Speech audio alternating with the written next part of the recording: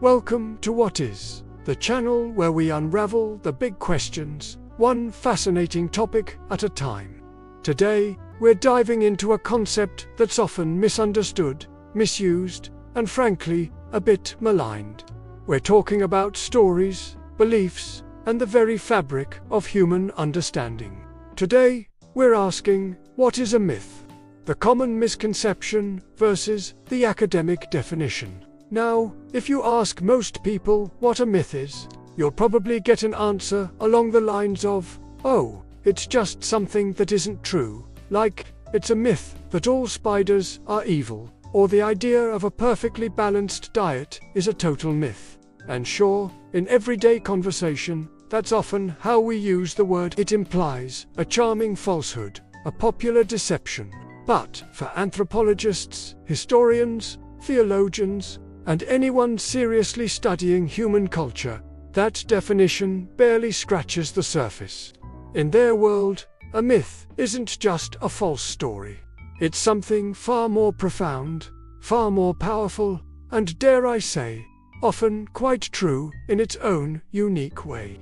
Core characteristics of a myth, so let's set the record straight. At its heart, a myth is a sacred narrative. It's a foundational story, often ancient, often passed down through generations, that explains why the world is the way it is, or why humans behave the way they do. Think of it as humanity's original textbook, answering the big questions before science had electrodes and microscopes. Myths often explain origins, the origin of the universe, of humanity, of animals, of cultural rituals, even the origin of death or suffering.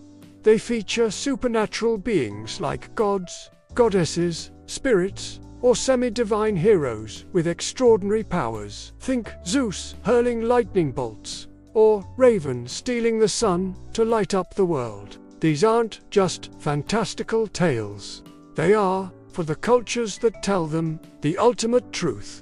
Not necessarily a literal truth in the scientific sense, but a symbolic truth, a cultural truth, and often a spiritual truth. They provide meaning.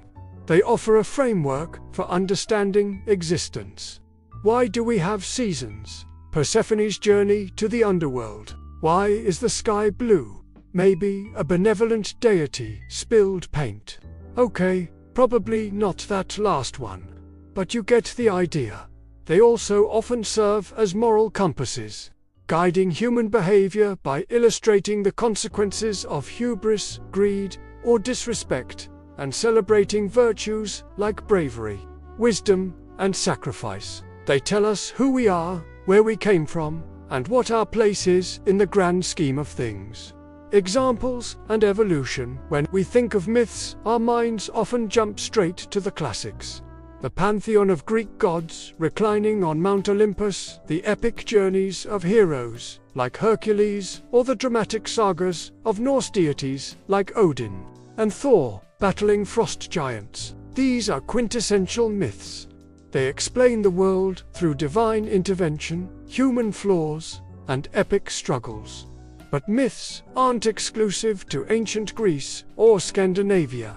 Every culture, past and present, has its myths. Indigenous cultures around the world have rich mythologies that explain the creation of their specific landscapes, the behaviors of local animals, and the origins of their people and traditions. The Dreamtime stories of Indigenous Australians, for instance, are deeply sacred narratives that explain creation and law. It's also important to remember that myths aren't static. They evolve. They are retold, reinterpreted, and sometimes even intentionally shaped to suit changing cultural needs. And while we might think of myths as belonging to the past, the function of mythmaking continues.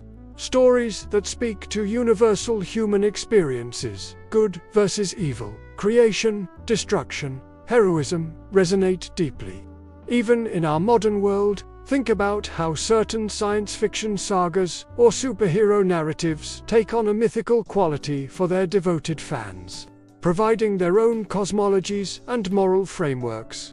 We might not call them myths in the traditional sense, but they tap into that same human need for grand, explanatory narratives. Even our historical narratives, when we distill complex events into simple stories of heroes and villains, can take on mythic proportions. Why myths matter today? So, why should we care about things that aren't literally true, or at least aren't scientifically verifiable? Because myths are windows into the human soul.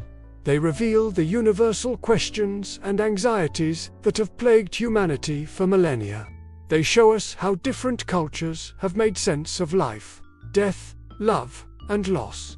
Studying myths isn't about believing in every word of them, but about understanding the people who created and believed in them. They influence our art, our literature, our language, and even our subconscious thought patterns. Archetypes from myths, the hero, the trickster, the wise old man, continue to populate our stories and help us understand ourselves. Myths are not just dusty old tales. They are vibrant, living testaments to the power of storytelling and humanity's unending quest for meaning. So, the next time you hear the word myth, remember, it's not just a polite way of saying false. It's a profound recognition of a sacred narrative, a foundational story that explains, guides, and gives meaning to human existence. These are the stories that shape cultures, define beliefs, and continue to resonate with the deepest parts of who we are. What other myths do you think we should explore? Let us know in the comments below. If you found this dive into mythology illuminating, please hit that like button, subscribe to What Is for more explorations, and click the bell icon so you don't miss our next video. Thanks for watching, and we'll see you next time.